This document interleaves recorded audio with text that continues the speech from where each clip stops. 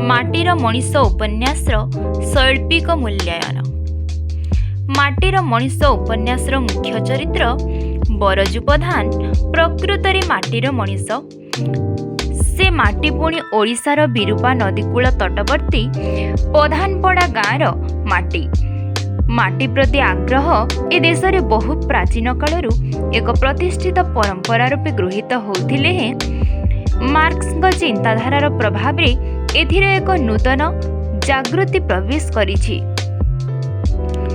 ଚାକିରି କରିବା ପାଇଁ ଗାଁ ଛାଡ଼ି ପ୍ରବାସରେ ରହୁଥିବା ଲୋକମାନେ ପୁଣି ଥରେ ଗାଁ ଆଡ଼କୁ ଫେରି ଆସିଛନ୍ତି। ଏ ସମ୍ପର୍କରେ ଔପନ୍ୟାସିକ ଶ୍ରୀ କାଳିନ୍ଦୀଚରଣ ପାଣିଗ୍ରାହୀ ସ୍ୱଚିନ୍ତାଧାରାକୁ ପ୍ରକାଶ କରିବାକୁ ଯାଇ କୁହନ୍ତି, ପୁରୁଷ ଧରି କେତେଥର ସେ ଘର ଭାଙ୍ଗିଛି, ମାଟି କାନ୍ଥିନି ଚାଳ ଛପର ଘର। ଶାମ ପ୍ରଧାନ ବାପ ବଡ଼ ବାପଙ୍କୁ ଦେଖି ଆସିଛି, ଷଣ୍ଢା ମଣିଷଟା ମାନ। ଘର ଥରେ ଭାଙ୍ଗିଗଲେ ପୁଣି କାଦୁଆ ଚକଟି କାମୁଡ଼ା ଭିଡ଼ି ନୂଆ ଘର ତିଆରି କରି ଦିଅନ୍ତି। ଶାମ ପ୍ରଧାନ ଅମଳରେ ବି ସେ ସେମିତି ନିଜ ହାତରେ ସବୁ କରିଛି। ମାଟି ସହିତ ଜୀବନ ବ୍ୟତୀତ କରୁଥିଲେ ହେଁ ସେମାନଙ୍କର ଆଭିଜାତ୍ୟ କୌଣସି ଶିକ୍ଷିତ ପରିବାରଠାରୁ କମ୍ ନଥିଲା। ଆଖପାଖ ଗାଁର ଲୋକମାନେ ସେମାନଙ୍କୁ ଶ୍ରେଷ୍ଠ ମଣିଷ ପରି ବିବେଚନା କରୁଥିଲେ। ବିପଦ ଆପଦରେ ସେମାନଙ୍କ ପରାମର୍ଶ ନେବା ପାଇଁ ଧାଇଁ ଆସୁଥିଲେ।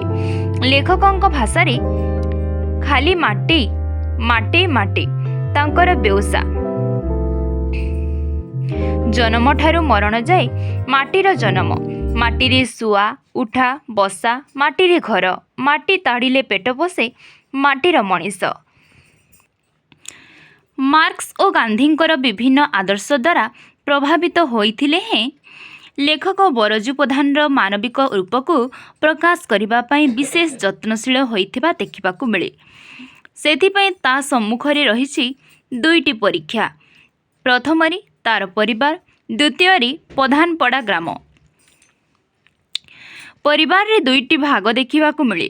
ସେ ନିଜେ, ତାର ସ୍ତ୍ରୀ ହାରା ବୋଉ, ତାର 3 ଝିଅ ଓ 2 ପୁଅ। ପରିବାରର ଅନ୍ୟ ଭାଗଟି ହେଲା ସାନ ଭାଇ ଛକଡ଼ି ଓ ତାର ସ୍ତ୍ରୀ ନେତ୍ରମଣି। ବରଜୁ ପ୍ରଧାନ ନିଜର ପୁଅ ଝିଅ ମେଳରେ ଜୀବନ ବ୍ୟତୀତ କରୁଥିବା ବେଳେ ଛକଡ଼ି ଓ ନେତ୍ରମଣି ଥିଲେ ନିଃସନ୍ତାନ। ସେମାନେ, ବିଶେଷ କରି ନେତ୍ରମଣି, ବରଜୁ ପ୍ରଧାନର ବା ହାରା ବୋଉର ଏହି ପାରିବାରିକ ସୁଖକୁ ସହ୍ୟ କରିପାରୁନଥିଲେ। ଛକଡ଼ି ତାର ପୁତୁରା ଓ ଝିଆରୀମାନଙ୍କୁ ଅଯାଚିତ ସ୍ନେହ ପ୍ରଦର୍ଶନ କରିବାକୁ ଗଲାବେଳେ ନେତ୍ରମଣି ସେଥିରେ ବାଧା ଦିଏ। ଏହି ଅଭାବବୋଧରୁ ବରଜୁ ପ୍ରଧାନ ପରିବାରରେ ସଂଘର୍ଷ ସୂତ୍ରପାତ ଆରମ୍ଭ ହୁଏ।